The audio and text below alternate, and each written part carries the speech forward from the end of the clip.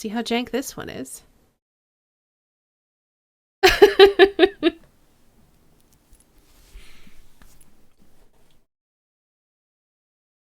Oh, apparently it uses the same... I didn't have to change anything. It's just already up here. Alright, options.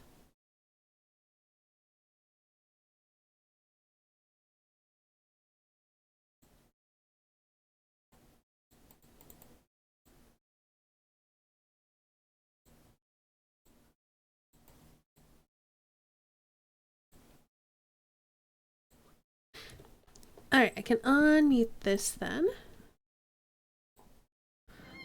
We might get Creepy Watson again. How's the audio balance sound from what we can tell? I'll probably bring it up a little bit. Identified another difference between us. You finished this and I may have rage quit. I had chat to help me though. Alright, let's go with this.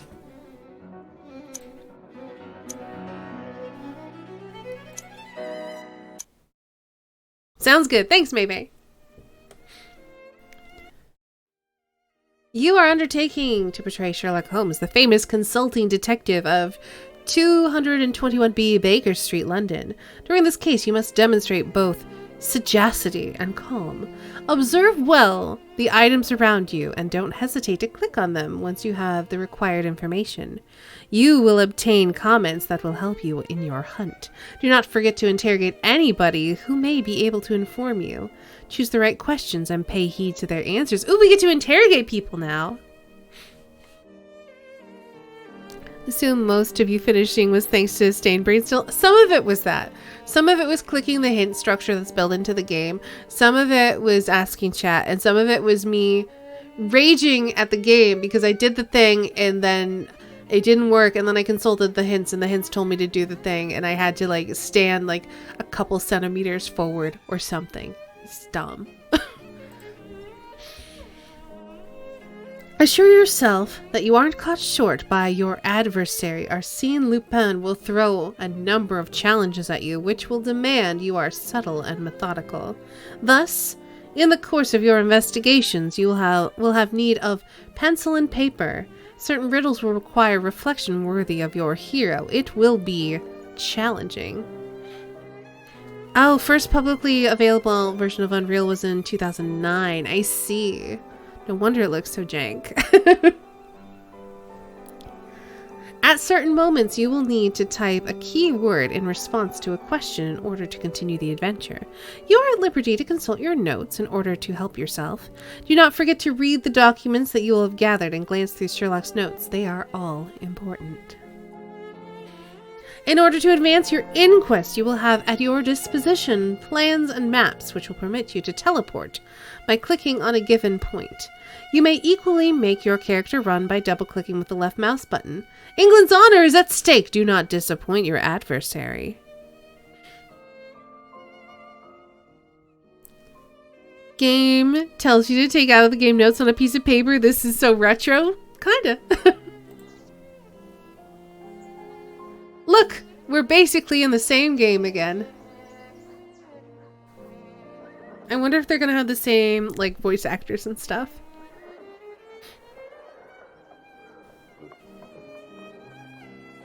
"2007 is not retro." We're not saying that 2007 is retro. We're saying the game is.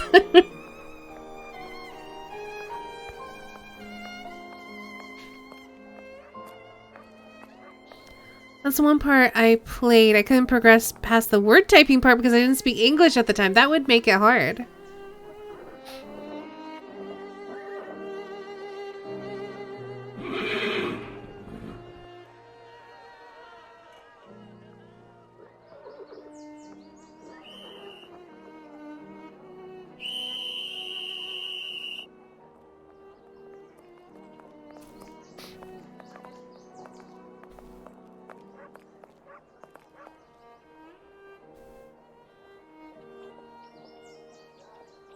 I don't know.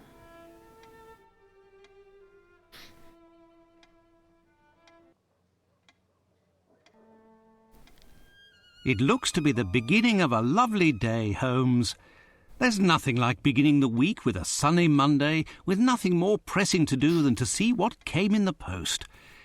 Would you care to take a ride up the Thames today? I think not, Watson. Listen, Holmes, your mood has been getting progressively worse for the past 2 weeks. I know you, and I am certain that something is bothering you. It wouldn't be bad news from Switzerland, would it? We would already be on a boat heading towards the continent, were that the case, my dear Watson. Very well, then, what is it? Let me guess. For the past 2 weeks, the papers have talked of nothing other than this French thief, Arsène Lupin. He's been making all of the police officers on the continent look like complete idiots. You're taking an obvious pleasure out of reading these articles. My dear Watson. I've put my finger on it, haven't I? I know you well.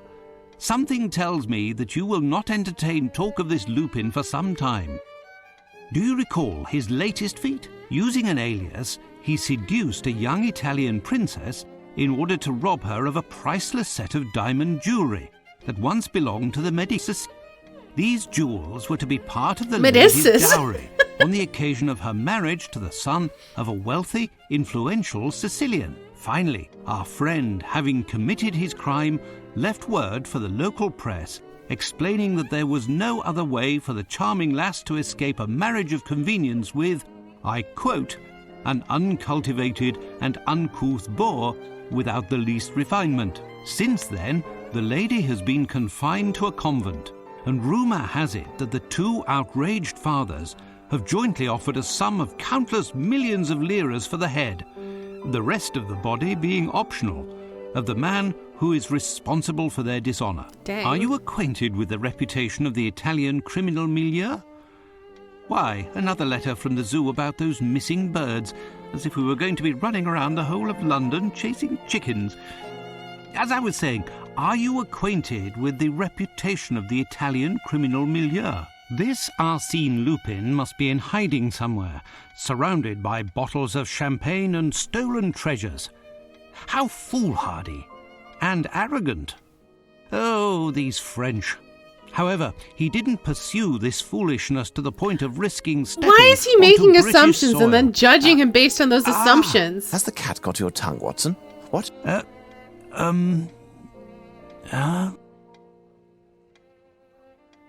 Whatever is the matter with you, Watson? Pray tell. This letter on the table. Holmes, read it. You control Sherlock Holmes. Question. Oh. Is that... Wait. First person perspective! Yes!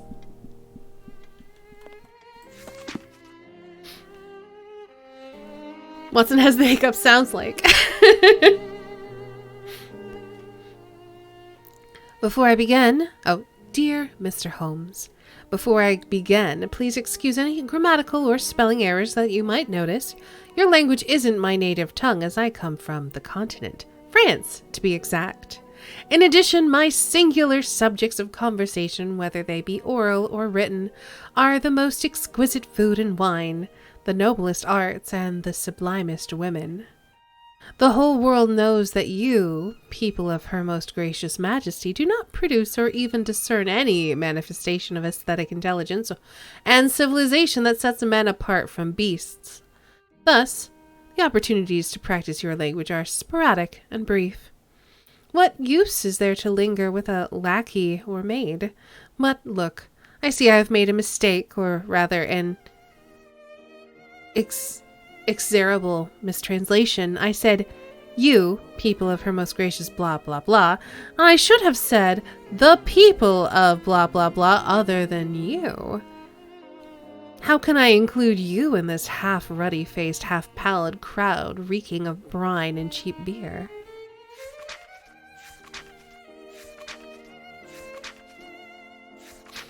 You stand apart, an icon.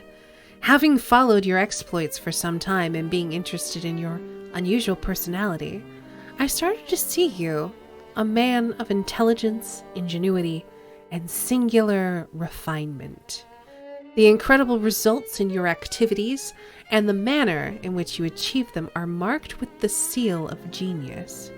Believe me, despite the lamentable opinion that I hold for the inhabitants of your island, I have for you an admiration without limit, which reached its apogee recently when I discovered you have a French ancestor.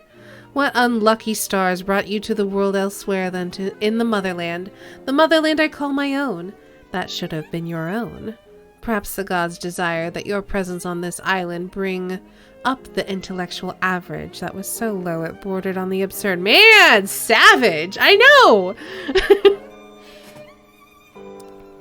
The business that brings me to write this letter may bring an answer to this question.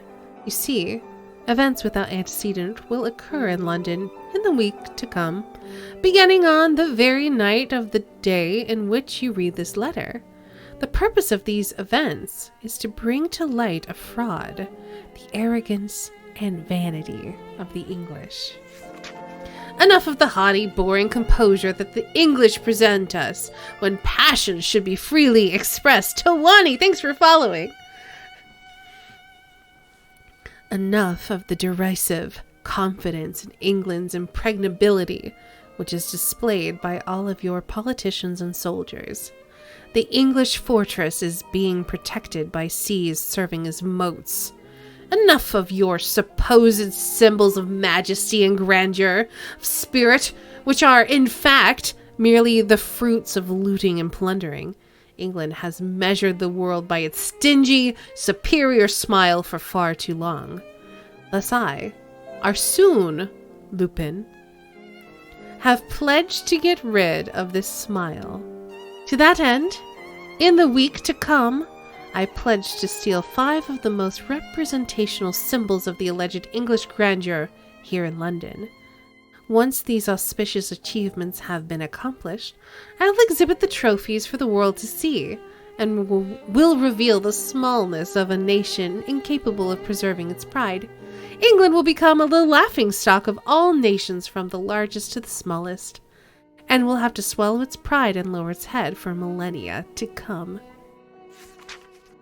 Imagine these self-righteous and perfidious faces who ordinarily parade the fact that they are one of Her Majesty's people will henceforth hide their origins. Being English will no longer be grounds for pride, but rather shame. In brief, the debts will be paid.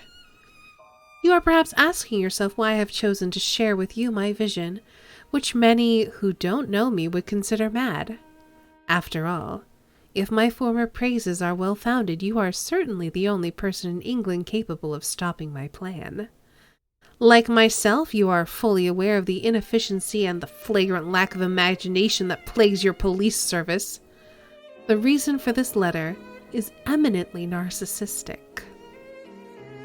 No exceptional artist desires to produce their work for an uncultured public, incapable of appreciating the true value of his prowess and talent. In you, I have found the ideal spectator, and I wish for you to follow the stages of my consecration step by step. In fact, I would almost wish for you to put yourself in my path and, in vain, to stop me from committing these thefts, but you are a busy man who doesn't like defeat. What a shame. Guy's biggest crime is making us read so much of his fan fiction? Yeah.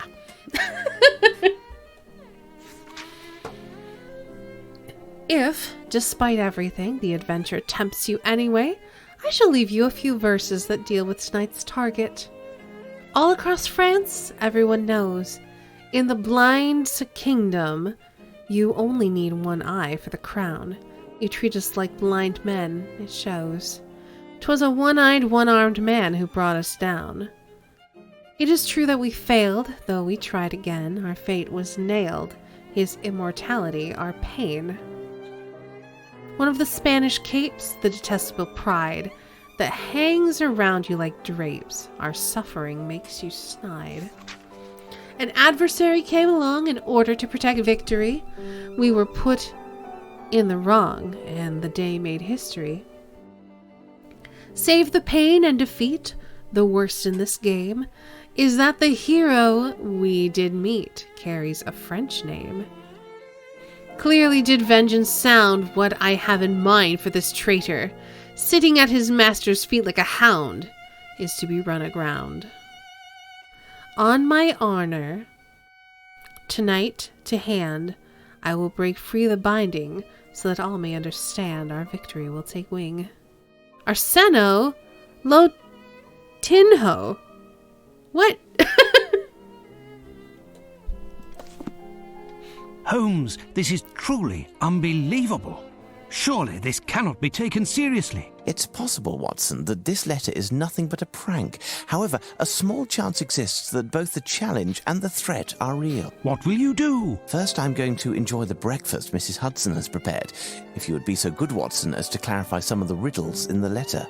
Firstly, if Arsène Lupin is actually the author, as he states, why does he sign with another name? When it comes to the poem, even if an answer seems straightforward, we must be quite certain. What would the target of tonight's theft be if this letter turns out to be accurate? We have one day to find the solution and to take preventative measures. You could go see Barnes, the bookstore in Glentworth Street. Surely they'll have something that will be informative. All right. You now control Dr. Watson. Let's go.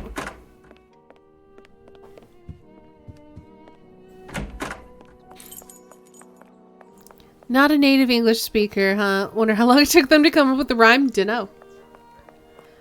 This guy really feels like, how dare he think Moriarty is his nemesis? I'm his nemesis! Notice me, senpai. Yeah. He definitely has some, like, narcissism going on.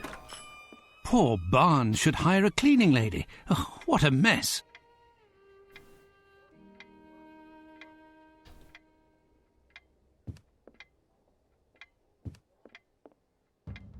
Gnithruth, Kudwilm, Lizrit, Sublilha. Hey, remember when Sherlock was doing that on the boat?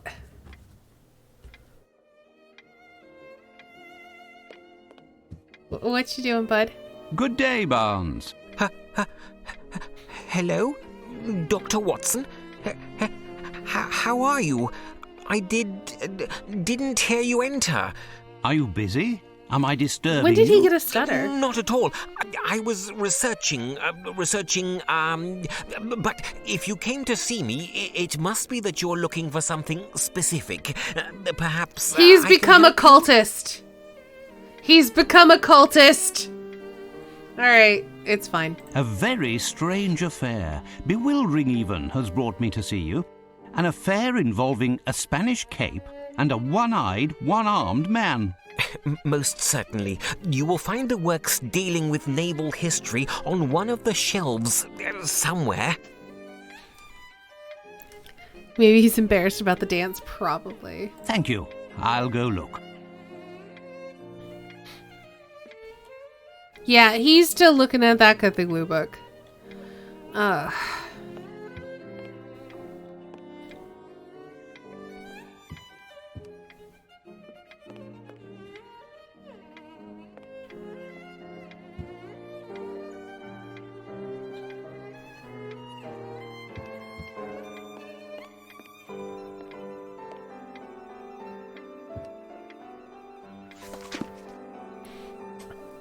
Was his last voyage. Upon his return, he astounded many with his taste for raw meat and his sudden onslaught of salivation when, I quote his housekeeper, local college students or uniformed conscripts passed in front of the windows of the living room. What?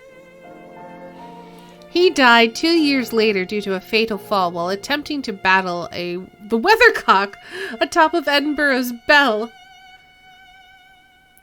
with a sculpture that he had made out of clay and briar chips representing the supposed offspring of the Duke of Kent and a hedgehog.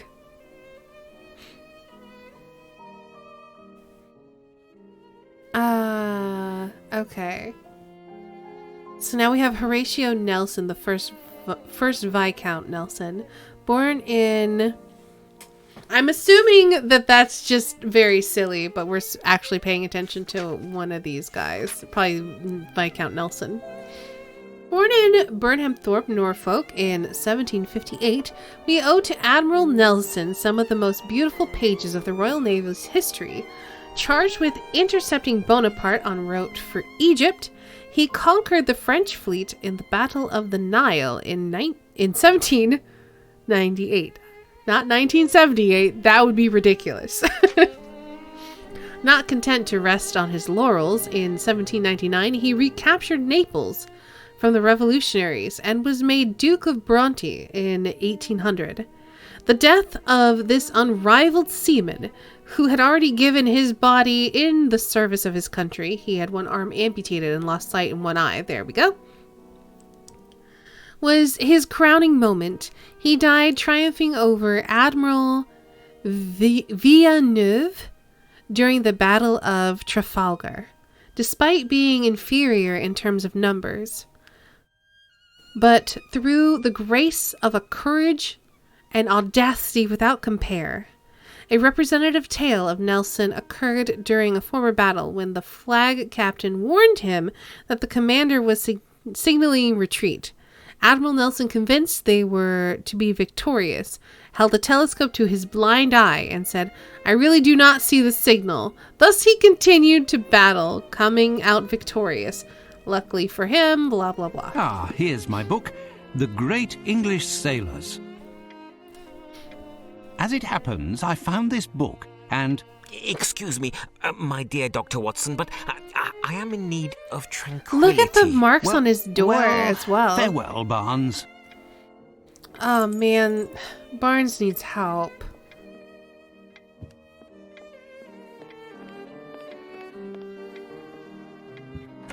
Why is nobody noticing that he's become a cultist?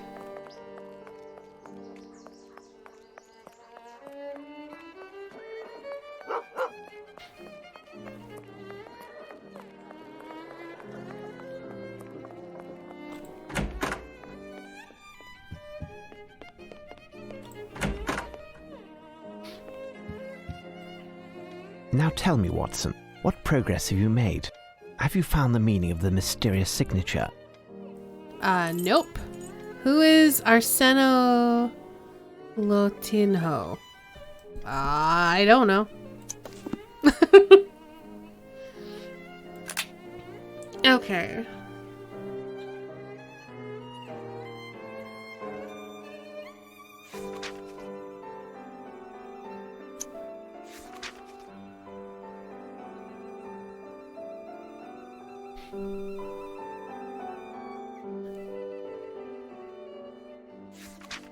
So we have this book that tells us about Admiral Nelson, and then we just have his threat, and that's it.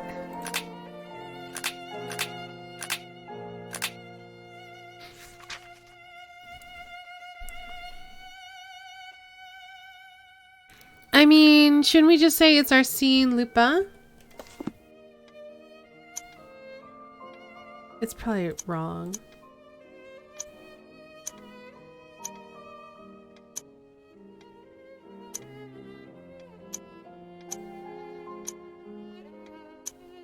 Your intentions are good, Watson, but you've missed... Assume the poem is written from the perspective of the Arsène person? Maybe?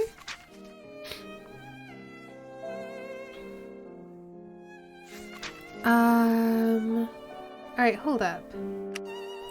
So it could be Admiral Villeneuve? Yeah, it could be Villeneuve.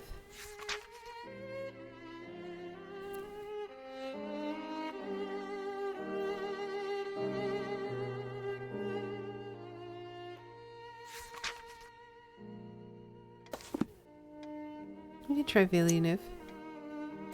Villeneuve. And E-U-V-E? Your intentions are good, Nope. Watson, but you've missed everything.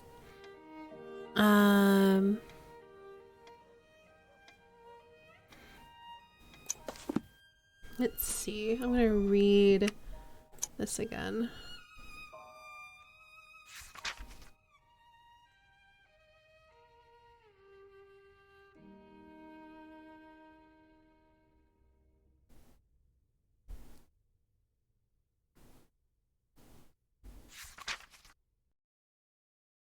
So we only have 2 names in here. Horatio Nelson, which is not a French name. He intercepted Bonaparte. He battled Admiral Villeneuve. Those are the only names we have in here.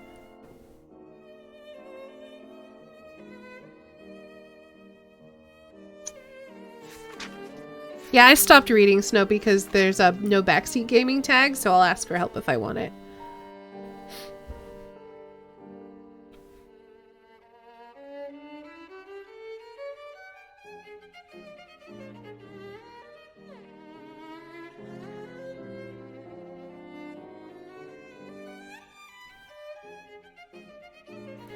One of the Spanish capes, the detestable pride that hangs around you like drapes, our suffering makes you snide.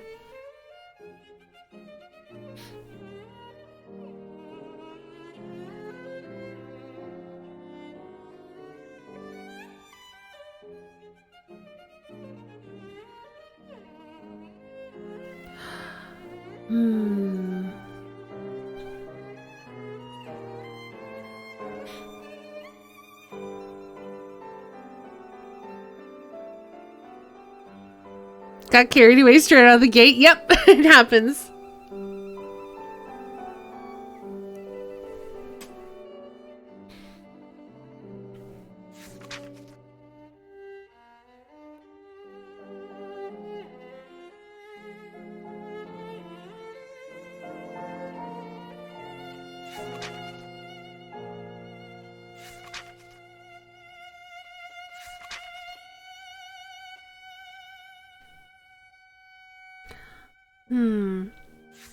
I don't understand why he would sign it this way, though. Could it be an anagram?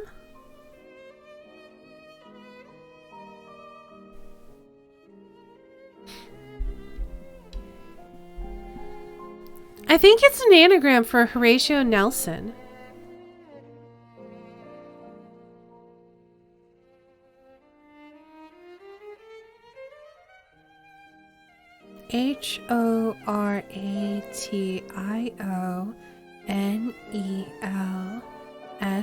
Horationelson. Yeah, I think it's an anagram.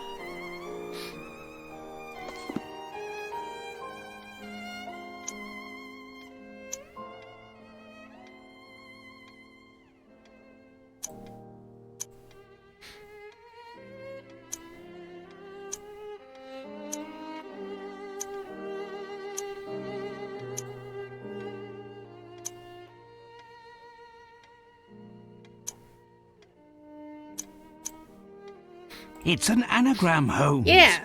The letters in Arsino Latino can be used to spell out Horatio Nelson. That's a welcome confirmation. No doubt the target for the theft is somehow connected with the Battle of Trafalgar, won by Admiral Lord Nelson at the expense of the French. Nelson, who lost an eye and an arm in battle, has a statue high atop a column in Trafalgar Square. It says that the object of the theft is sitting at his master's feet. There's nothing to steal on this column. We have a map of London here somewhere.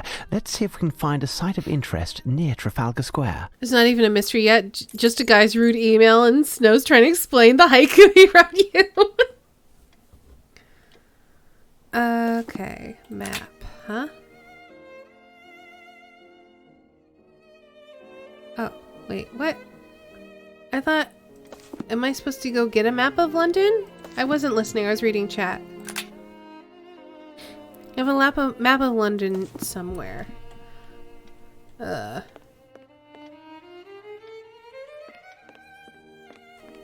is not a map of London.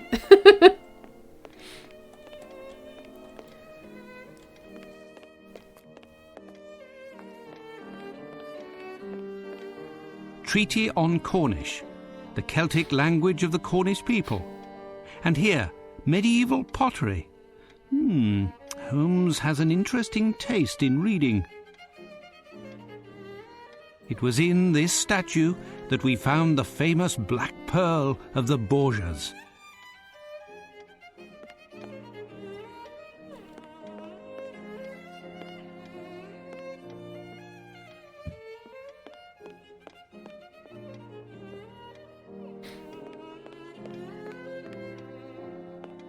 Ha!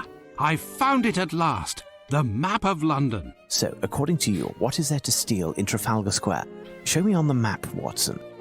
I will do my best.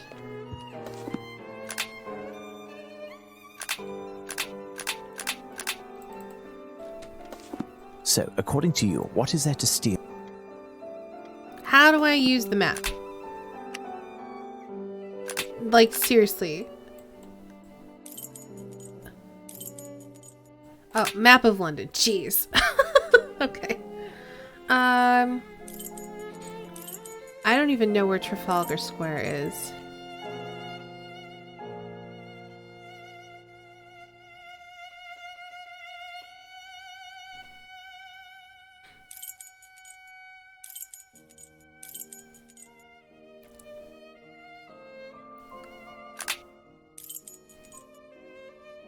So we have Cavendish Square here, Portman Square, Berkeley Square, something Square, Soho, Bedford,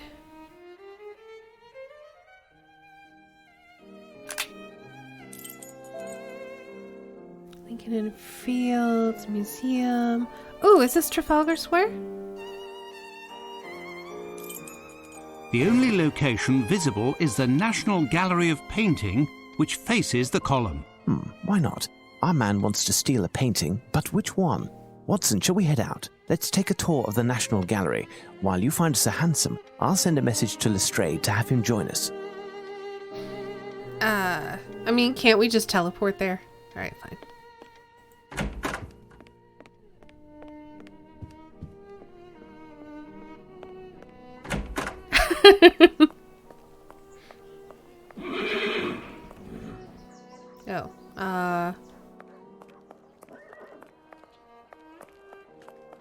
No, I have nothing to ask him. No, I have nothing to ask him. Oh, he's up there. Okay, I totally missed him. Hi. Ah, Lamb, good timing. Can you give myself and my friend Sherlock a lift? With pleasure, Dr. Watson. The mistress, Miss Bromsby, gave me the day off. I'll wait for you.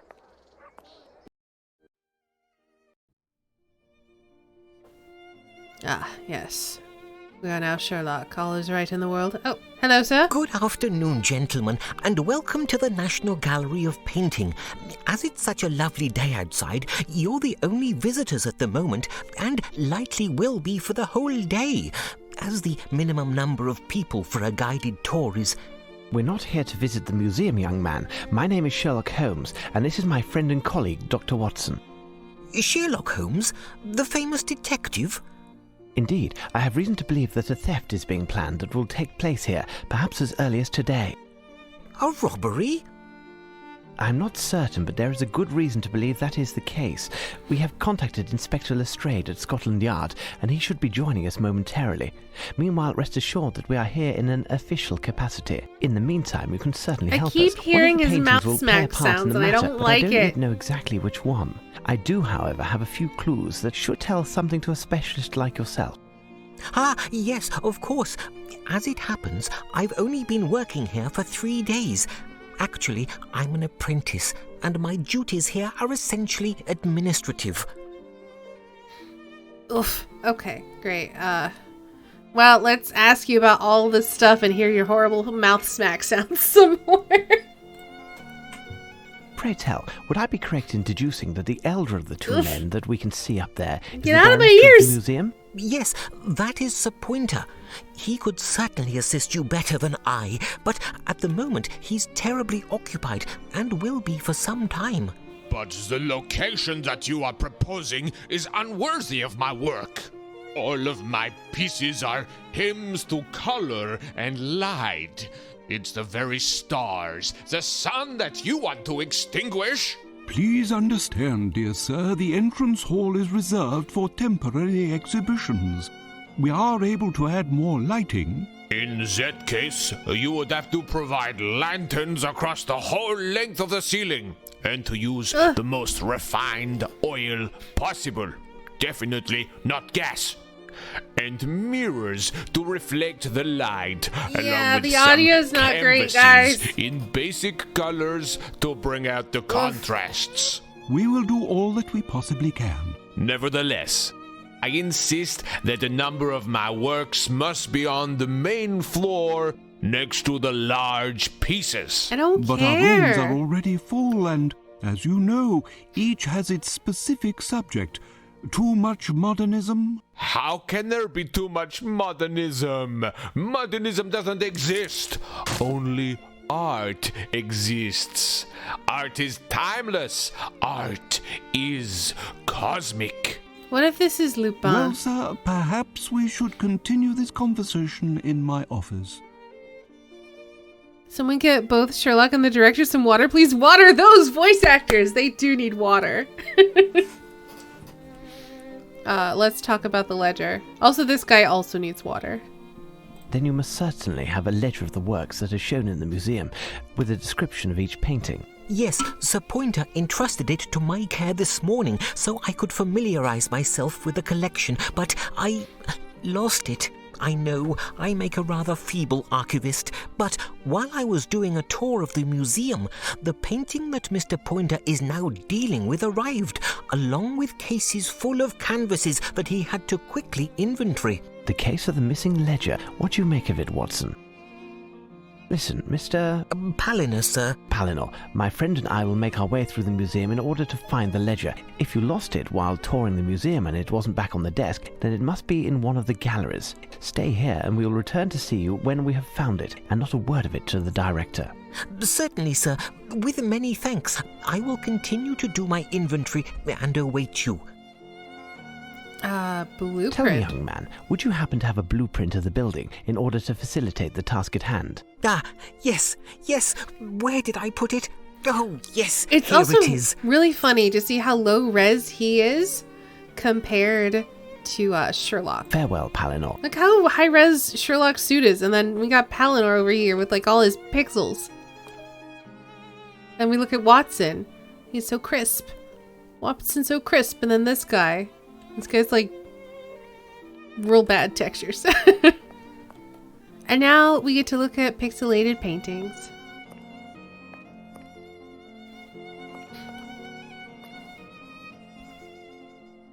Well, this is a nice start to it. We get to look at paintings.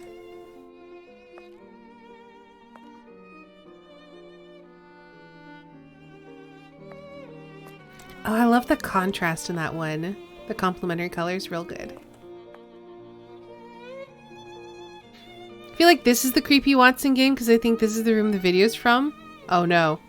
Oh no. It is! It is!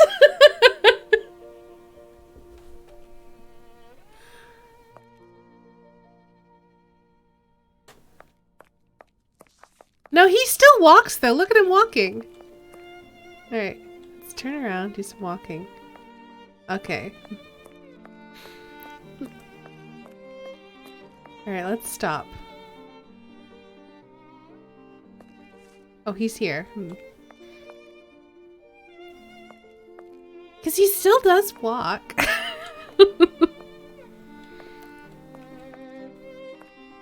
Also, I really like that painting. That one's pretty.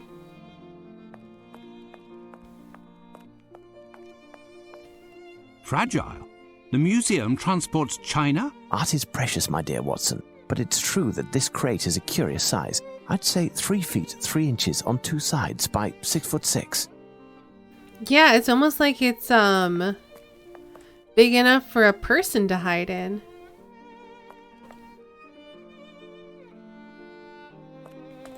Oh, what a mess. Oh, what a mess.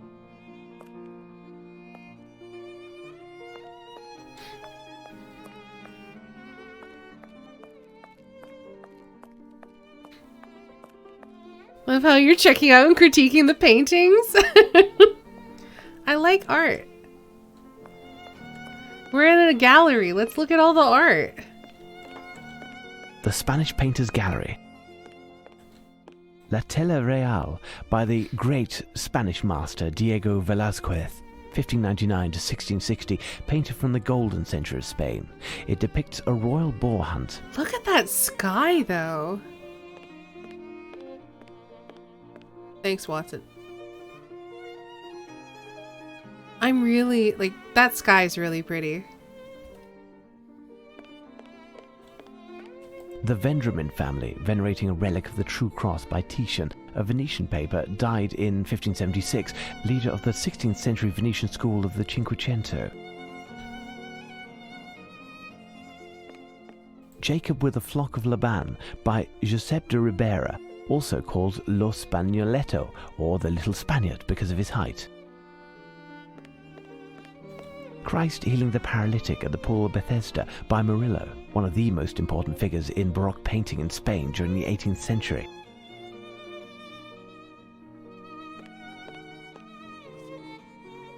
Are you getting impatient, Watson? Christ driving the traders from the temple, canvassed by the Spanish master El Greco. A Peasant Boy Leaning on a Sill by Bartolomé Esteban Murillo, 1617 to 1682. The colors in that are also really good. I love like the blue of his clothes and the contrast of like the white against the really dark background. It's really pretty. Christian fan art, basically. Oh! The Toilet of Venus by Diego Velázquez, who was considered, along with Francisco Goya and El Greco, as one of the greatest artists in all of Spanish history.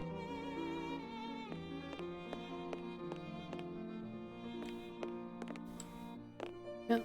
Apparently we can't talk about whatever these vases are. Apparently Focus Interactive added a mod in one of their more modern games so that creepy Watson was an option upon release. Uh-oh. Uh-oh. Uh-oh. Where's he gone? Where's he gone?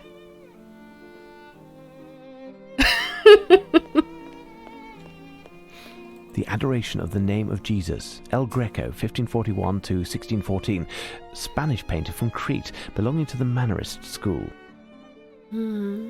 I can't really, it's too pixelated. I can't really make much out. Watson, do you mind? Watson, I'm trying to look at art. A lovely painting by Murillo. Impressive. It is really pretty. Look at those colors.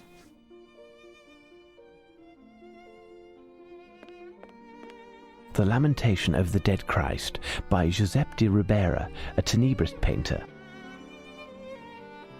I love the way that the body of Christ in this looks almost like luminescently glowing compared to everything else in the piece. This canvas by Tiziano Vecellio, better known as Titian, is an allegory of prudence. It reads, "From the past, the man of the present acts prudently so as not to imperil the future." Wise advice. Oh, that's cool. Watson is why are you looking at paintings when I'm right here? An Apostle, Giuseppe de Ribera, 1591 to 1652. What is up with these, like, urns or whatever? French Painters Gallery. Look at her dress. A portrait, Madame Moitessier, by Ingres, who is also a violinist on the side, like myself. Look at that dress. Such a good dress. Monsieur de Norvins, portrait by Jean-Auguste Dominique Ingres, 1780 to 1876. The Billet Doux by Françoise Boucher. This is great, walking through an art gallery with a standing. Yeah, that reflection's also really good. And you can see like the thing holding her hair. It's really good. Could you imagine trying to paint that portrait? Which one? Her portrait? With all the flowers? Oh gosh, that would take so long. This one would probably not be as long because you're using like a lot of the same colors with like slight variations. Yeah, that flower dress? No, I'm not touching that.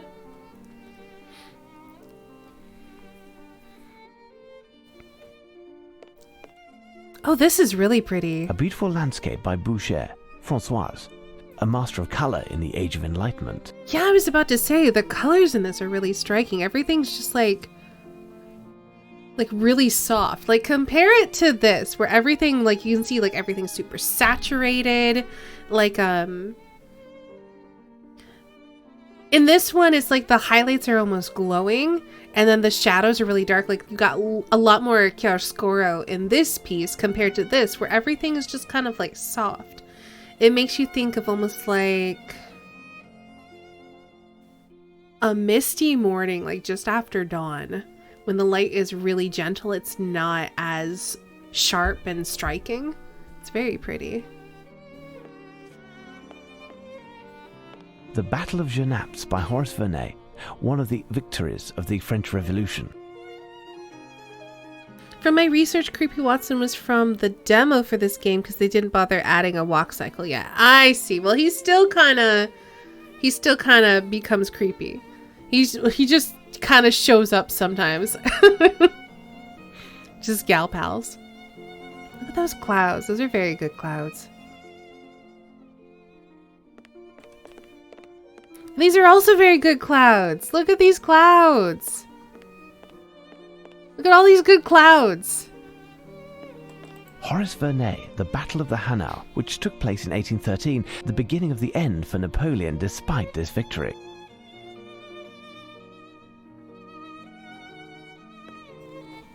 Oh, apparently this is a relevant one. Watson, come quickly. What is it, Holmes?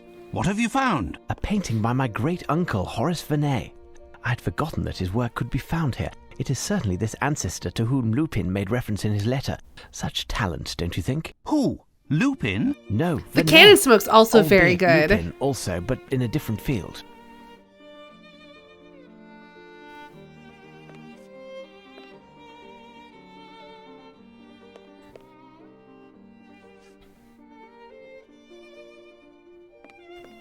The Emperor Napoleon I, or Bonaparte as we English prefer, painted by Horace Vernet. Perfect Harmony by Jean-Antoine Watteau. The Scale of Love by Jean-Antoine Watteau. Born in 1684, died in 1721, French painter, one of the first in the Rococo style, inspired by the Commedia dell'arte, who loved to depict theatre and festivities in his paintings. Quick, Watson, come here. Check out how talented my cousin is.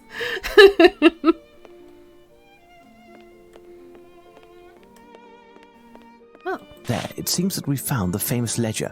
It's written in shorthand and there are hundreds of entries. Let's bring it to the archivist. I'm looking at paintings. Jacques Cazot, portrait by Jean-Baptiste Perronneau. Born around 1715, died 1783. I also recognize Napoleon. I think we all probably did. The Adoration of the Golden Calf by Nicolas Poussin, a classical French painter from the 17th century who spent most of his productive career not in Paris, but in Rome, on the fringes of the prominent schools of the era.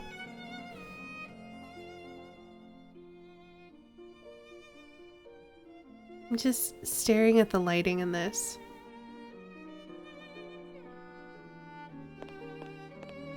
A canvas by Nicolas Poussin that tells of the discovery of Moses. Very nice. Closed. Ooh. Alright, fine. Let's keep walking. The poses are very good. They're like really fun and dynamic. And look at those feet. Those are good feet.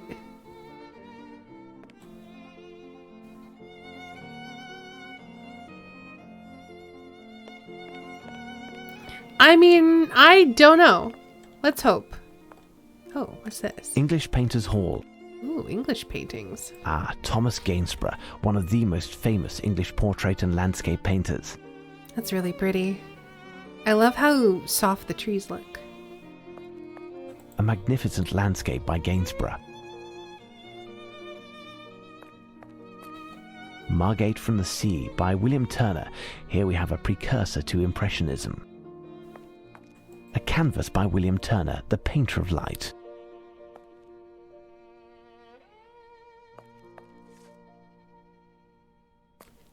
John Constable. He managed to turn a boring part of England into a place you'd almost want to visit.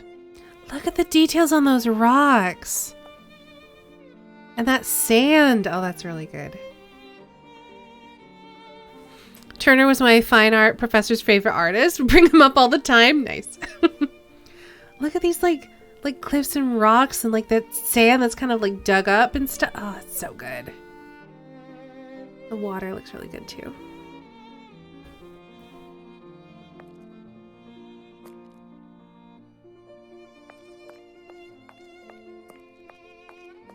The Painter's Daughters Chasing a Butterfly by Thomas Gainsborough.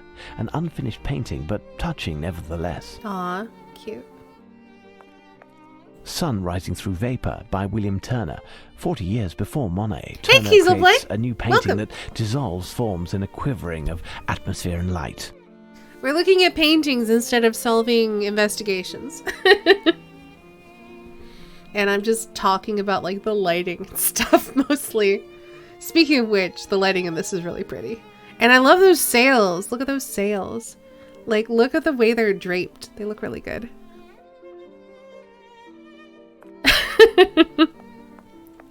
The Evening Star by William Turner. The graceful transitional moment between day and night. Mr. and Mrs. Andrews by Gainsborough, an unfinished painting. An unrivaled landscape artist, he was obliged to do portraits in order to earn a living. Oh, I think I've seen this portrait before. Oh no, this was in one of the other Sherlock games, the shitty one, where it was like a hidden object game. I was like, I recognize this. No, I had to find the differences in this painting, so they must have saved the license to it.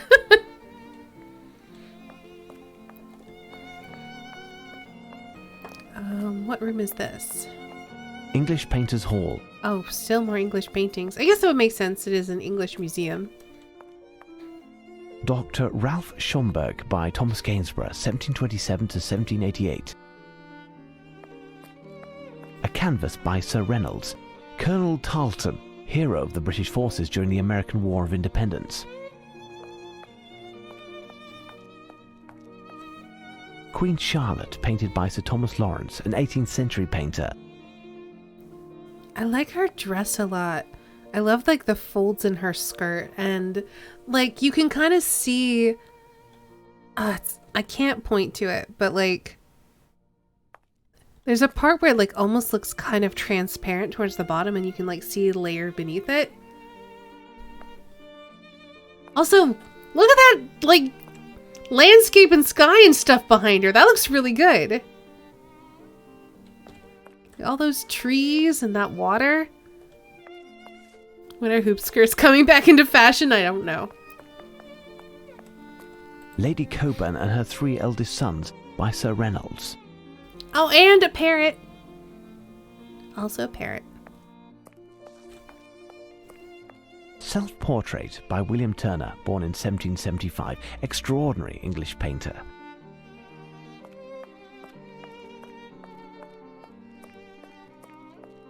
Dutch Gallery. And we're just going to look at paintings for the rest of the stream, I think.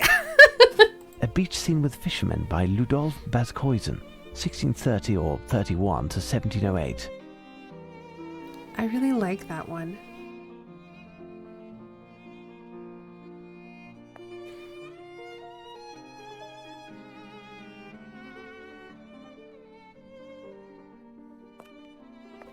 The Swearing of the Oath of Ratification, painted by Gerard Terborch, born in Zwolle in December of 1608 and died the 8th of December 1681.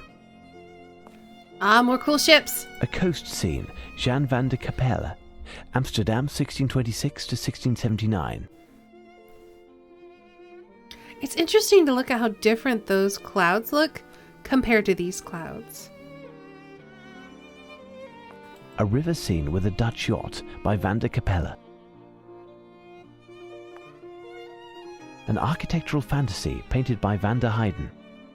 Also, I love the details in these two pieces. And look at those water reflections. I'm just gonna be here in art the whole time. A painting by Rembrandt, the sum of his works inspired Baudelaire to write Rembrandt's Sad Hospital Full of Murmurs. Sherlock Holmes is just what a cool nerd used to be.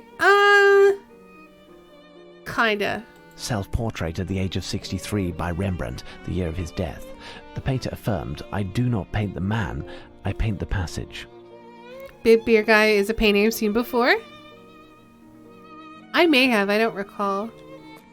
Oh, look at these rocks again. Look at these good rocks. And like the rapids of the water, very good. Jacob van Ruysdael, 1628 or 9 to 1682, one of the major landscape artists of Dutch golden age of the 17th century. There's a big Rembrandt chapter in the art history textbook. Well, there you go. A young woman seated at a virginal, painted by Vermeer, Dutch painter of the 17th century. A canvas by Gerard ter Borch, Dutch subject and portrait painter, influenced by Velázquez. It was a great capture of water, I know. It was so good. Also, this one has a dog. Hello, dog. You got weird looking feet. View of the Westerkerk, Amsterdam, painted by Jan van der Heyden, probably in 1660.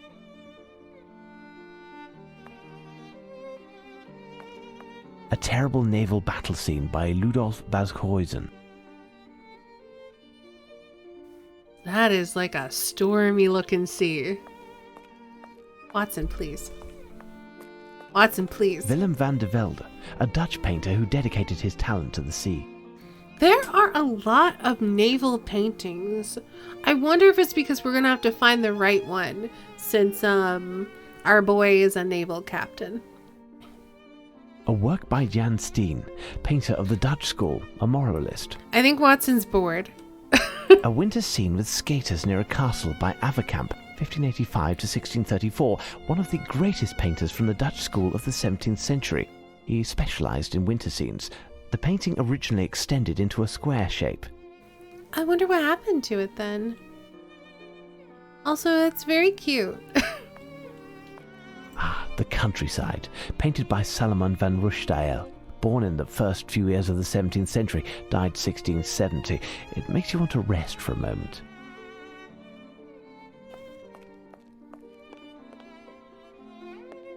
The Flemish artists are found here.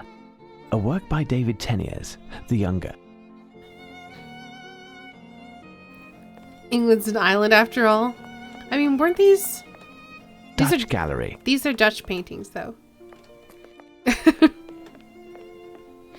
A work by David Teniers, the Younger.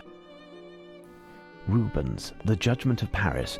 What a dilemma. Paris had to choose between one of the three divinities, Venus, Juno, or Minerva, and anger the other two in the process. There was nothing to it but choose all three.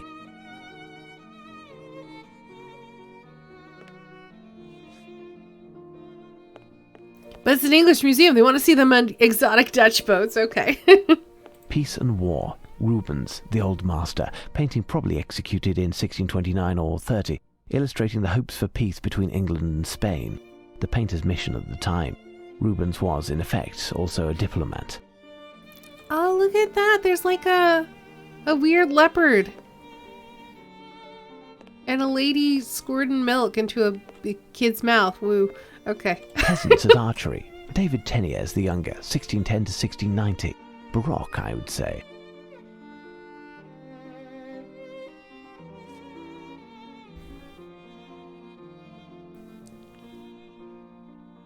I'm just staring at this. I love the use of space in it. I love how white it is. I love how it's kind of broken up into like 3 pieces. Because you've kind of almost have like 3 points sticking out. You have like the hill on the left, and then there's like the distant mountain in the center that really draws the eye. And then on the right you have the monument that kind of sits up and breaks up the sky. And then like all of the light and like the birds and stuff just draws your eye in towards that mountain. That's very good.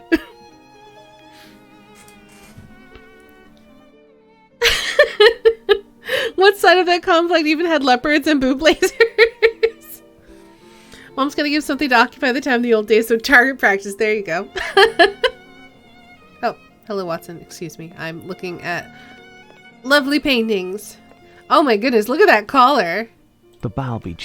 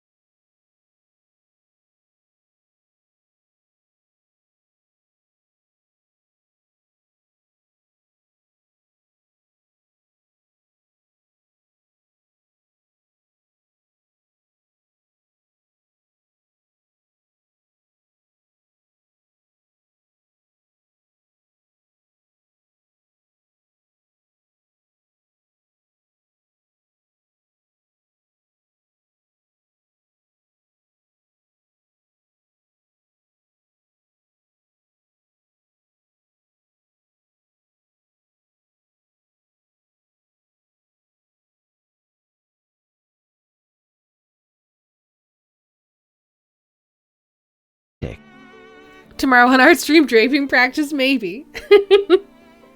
He's got some knobby knees. Hey, Yorick.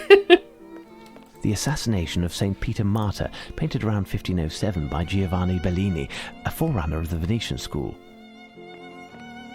Ooh, this has some nice colors in it. The Supper at Emmaus, where the resurrected Jesus appears to his disciples, painted by Caravaggio, 1571 to 1610. He was a master of chiaroscuro, and the Caravaggism movement was named after him. Yeah, you can really see the chiaroscuro in this piece. You can see like the really intense highlights, the really deep shadows. I love how like the whole thing is in like these yellowy greens, and then you have these pops of like red and white. It's just really striking.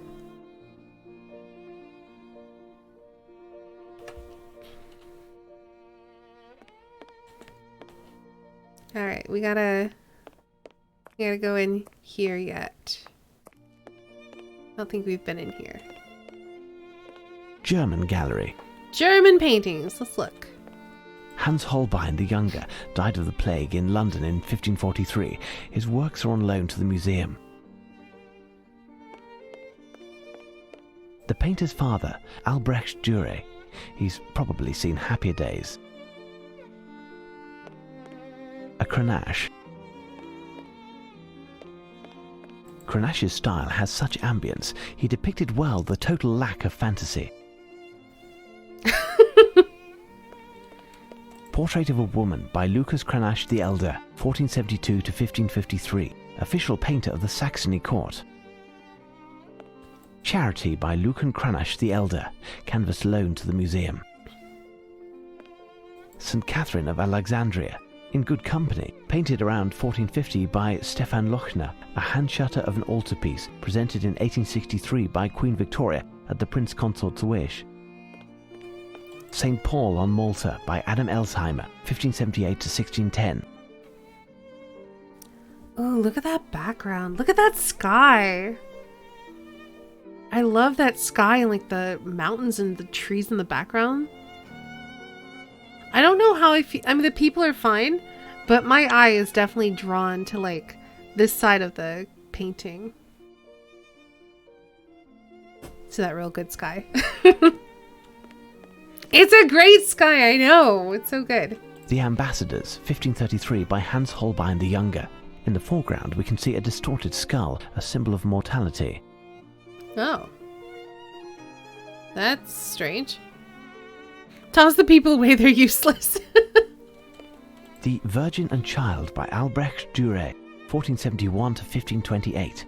Painter, mathematician, and foremost, an engraver, a virtuoso of the Buren. This is another one where the colors are really pretty. You're honestly enjoying this a lot? Well, that's good. I'm also enjoying this. Look at the colors in this, though. Again, it's like, it's one of those good contrasty pieces because you have near complementary colors. You have like all the green that are around her, and then she's in this like really vibrant orange, almost red orange dress. Yeah, it's really good. Ooh, Judith in the Tent of Holofernes by Johann Liss, 1595 to 1631. What will she do with that head? Walking through a virtual gallery with an art nerd.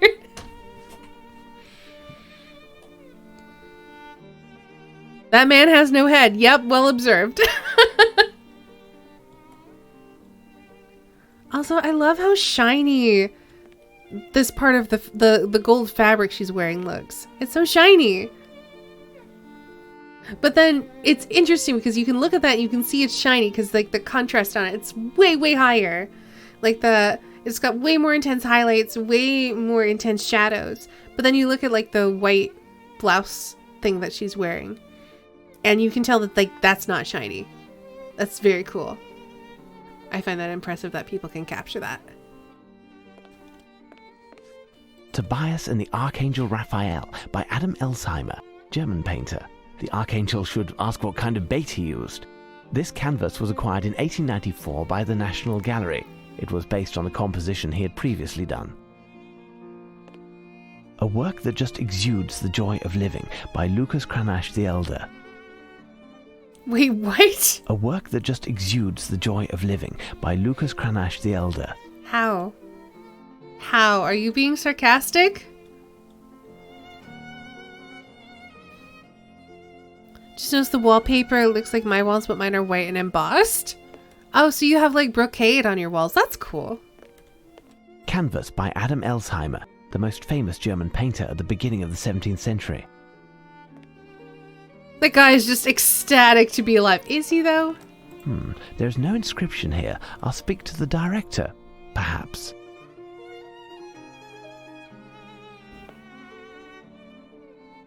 Alright, is that all of them? Did we get all the paintings? I think we got all the paintings. Yeah, we started there and we made our circuit. We looked at these because these are the Italian ones.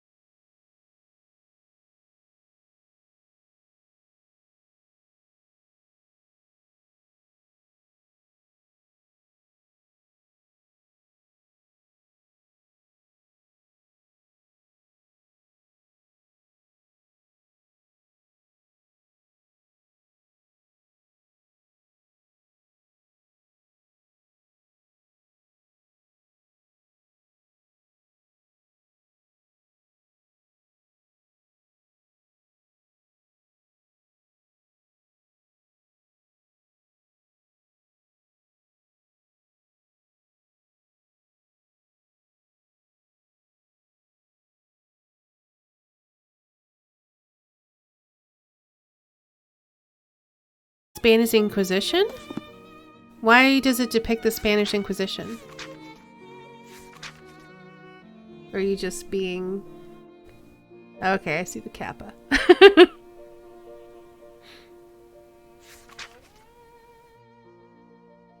Maybe we'll work this backwards.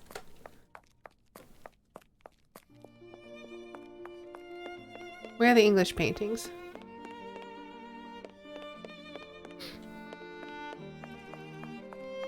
Here.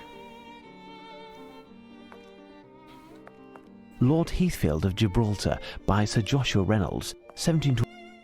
Wait, did I see this? Yeah, I did. Okay.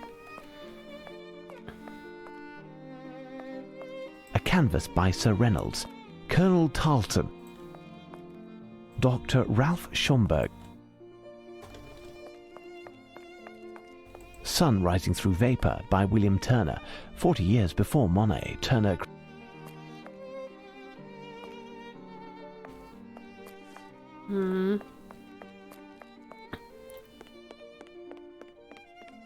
The Battle of Genappe by Horace Vernet. So that's to deal with the Horace French Vernet, Revolution. The Battle of the Hanau, which took place in 1813, the beginning of the end for Napoleon despite this victory. A canvas by Vernet. So does he not know that it's a naval battle, or what is he confused by?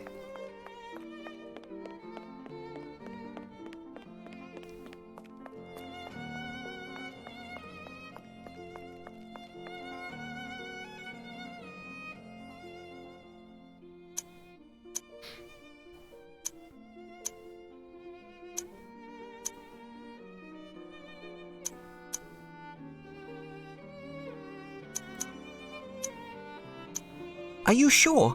It means nothing.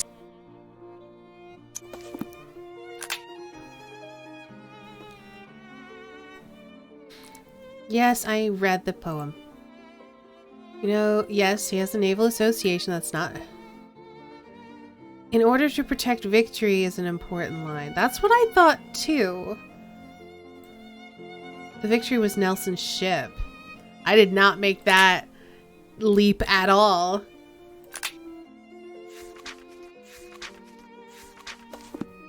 So, was I supposed to put the victory?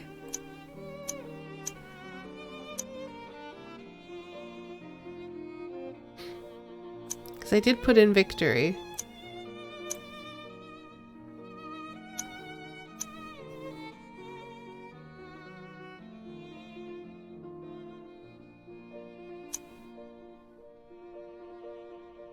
Are you sure? No. It means... Nelson aboard the victory? I don't know.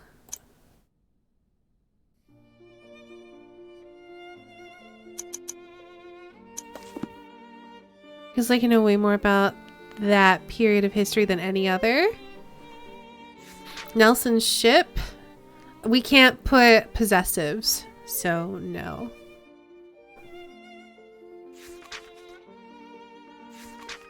I mean, I could try it without an apostrophe. Ship? I don't think that's gonna be it.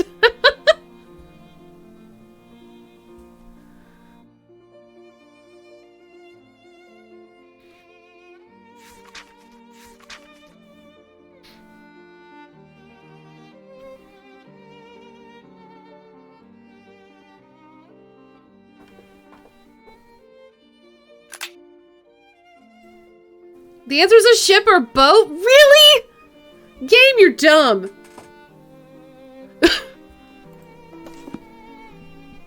It depicts a ship.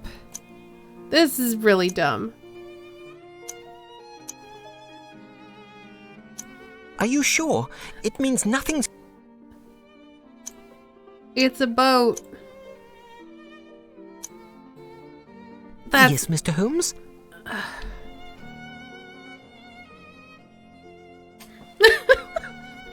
Bro, I'm looking for the painting with the boat.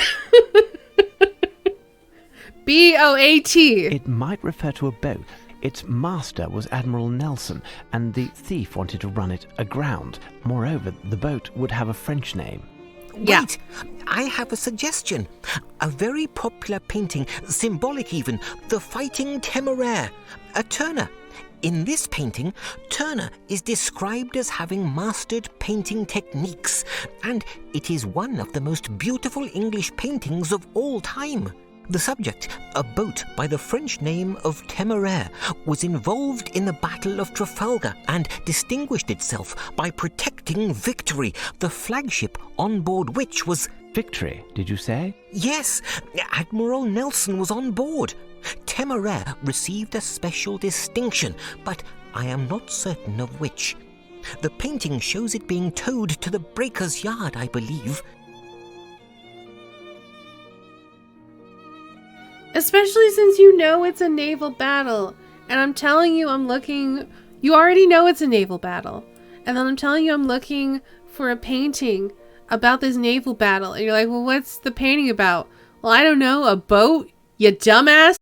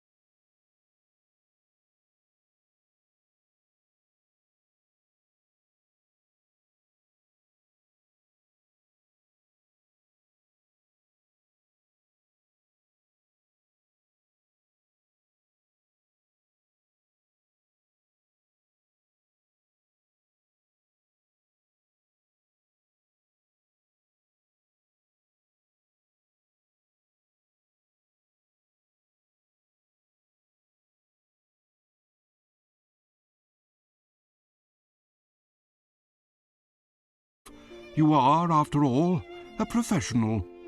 Here are the keys to all of the locked doors.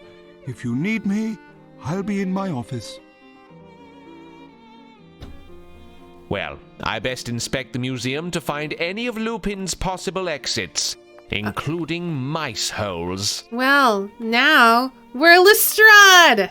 That's actually kind of cool. Why can't I be like, this is a suspicious crate? Whatever.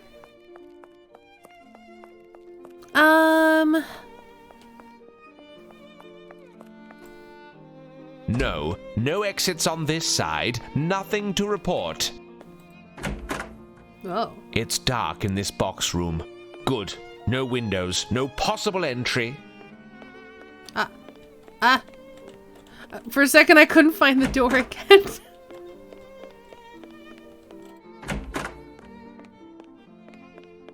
Haha! There is a possible entry. If someone wanted to descend from the roof here, he'd need a lot of time, and it wouldn't be a quiet business. But I'd be wise to leave a man on duty here, and he will signal the alarm at any suspicious movement coming from the roof. Arsène Lupin. It's you and I now. I mean, you could also just like have the guards in front of the painting.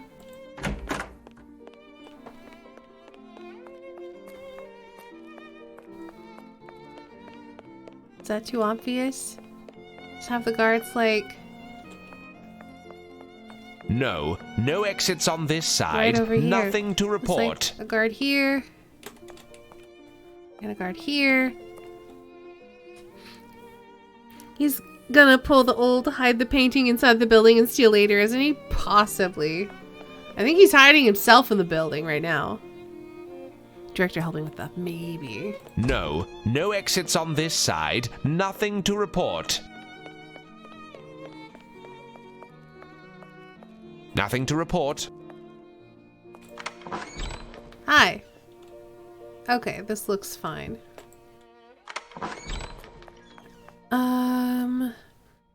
Where else? I found the skylight. There's one other entry point. No, no exits on this side. Nothing to report. Like nothing in here?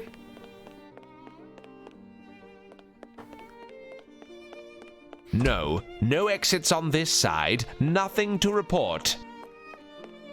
Could be the kid, I suppose. So yeah, we've already got this skylight. Are there any other exits, though?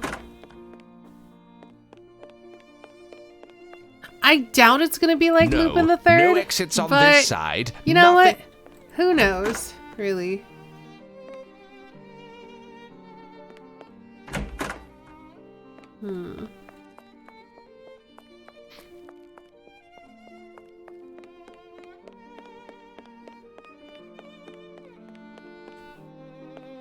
No, no exits on this side. Nothing to report.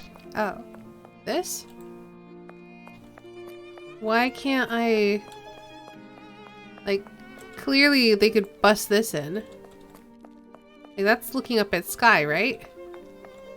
Well, apparently that doesn't count.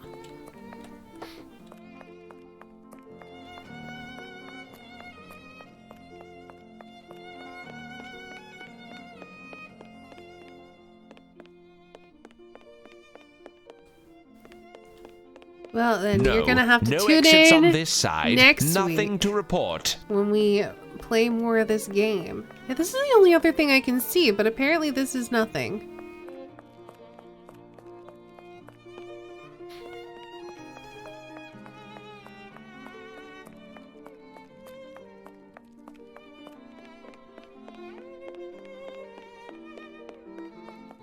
Oh. Apparently this is also nothing. I guess they wanted me to find like backroom areas. Hold on.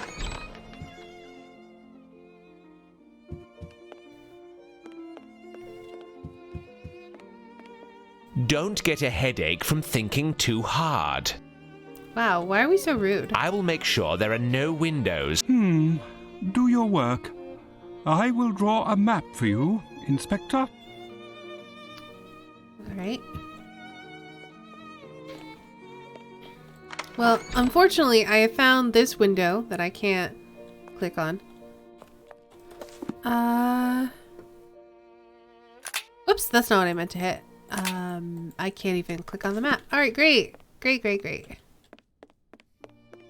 Where the heck else could a window be? It's not behind this door. This doesn't count.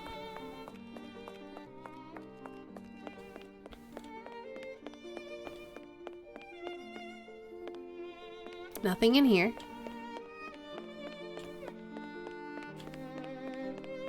Nothing in here. This door doesn't count. There's this door and this door. We opened this door and found a window. This doesn't count. There's nothing behind this.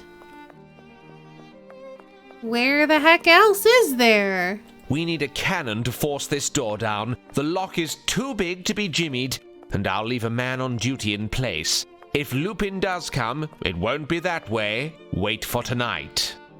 Oh, that was There. literally it. The front director door. and his underling have Come left. on! Time for us to play now.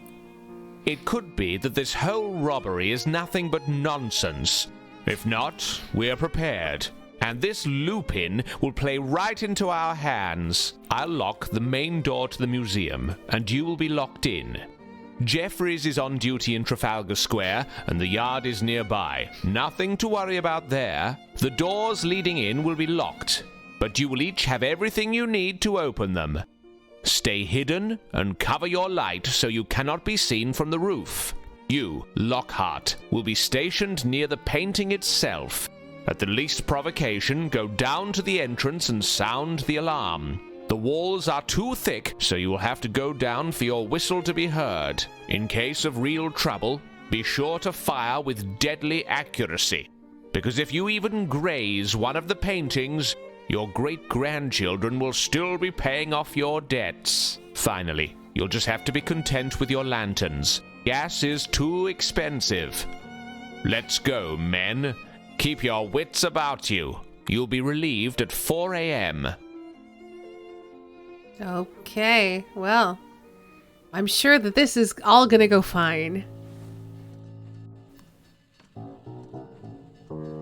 This is nonsense!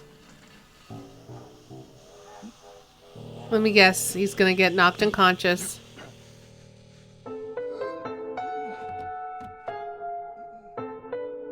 Yeah, nonsense.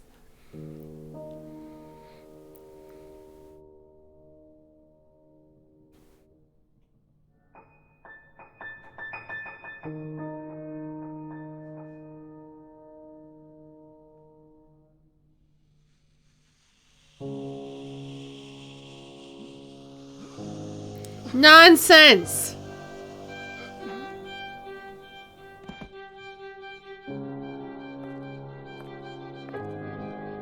Go on, you cantankerous codger. You have work to do.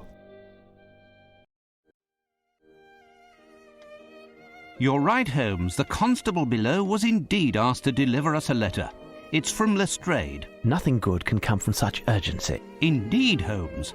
This time, without doubt, the painting has disappeared. According to what he's written, they've turned the National Gallery upside down looking for it. Our presence is required immediately. Well, Watson, the game is afoot. Should we not have enlisted more men from the force to protect the painting? I think that a whole brigade could not have stopped Lupin. And, of course, we can now be certain that it was he who was behind the theft. First and foremost, the police have a city and lives to protect, and we must respect that.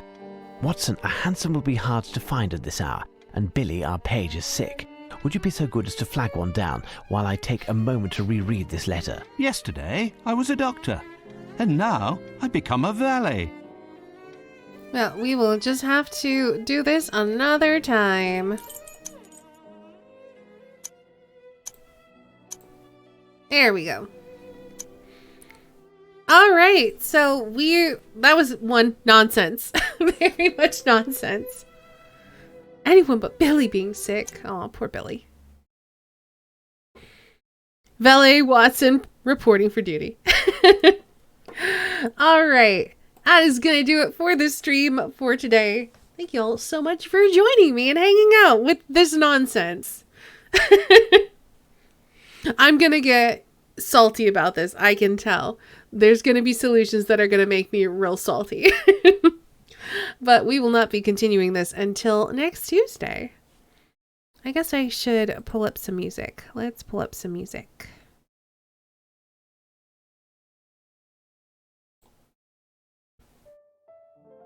Yeah, this game is gonna be a thing.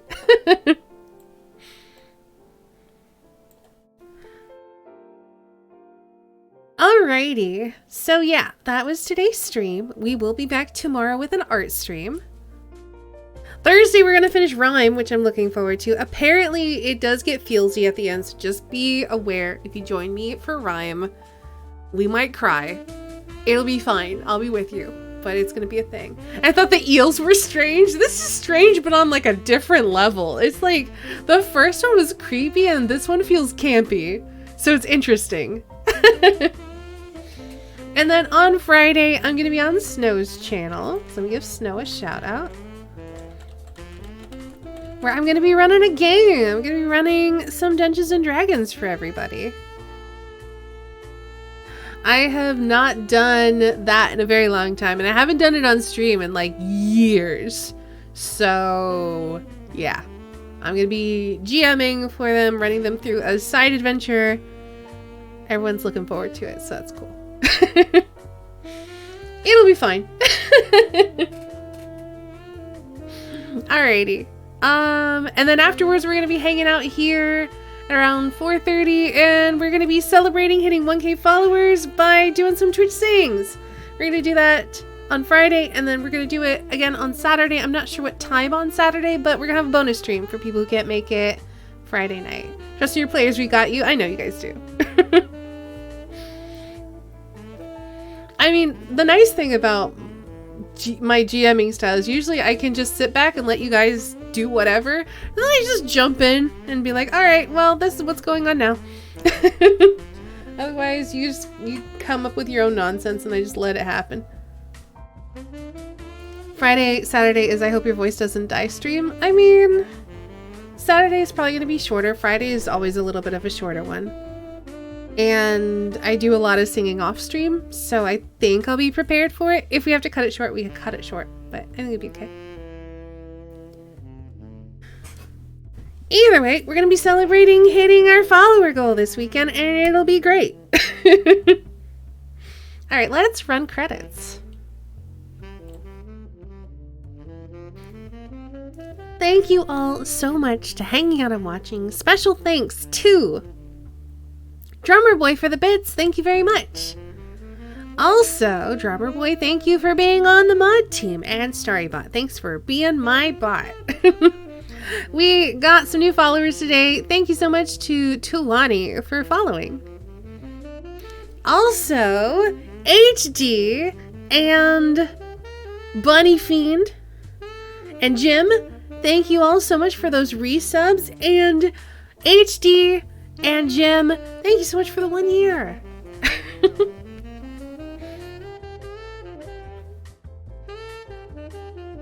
Tempted to do a Finnish rally accent for my character? You do whatever you want.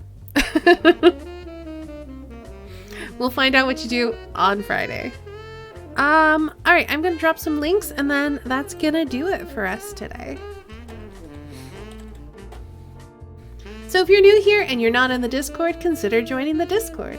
It's a great place to hang out with all these people when I'm not live, and a great place to keep abreast of all the stream news, basically. As a Finn, I approve. Well, good then. If you want to check out my art, you can follow me on Patreon. Patrons do get special awards like wallpapers and videos and special posts, so that's the thing. If you're looking for merch or art prints, I have a store. And then last but not least, I am a Humble partner, so if you're looking for another way to support the stream, then use my affiliate link whenever you're shopping on the Humble store. Divine definitely doesn't. Has he heard it?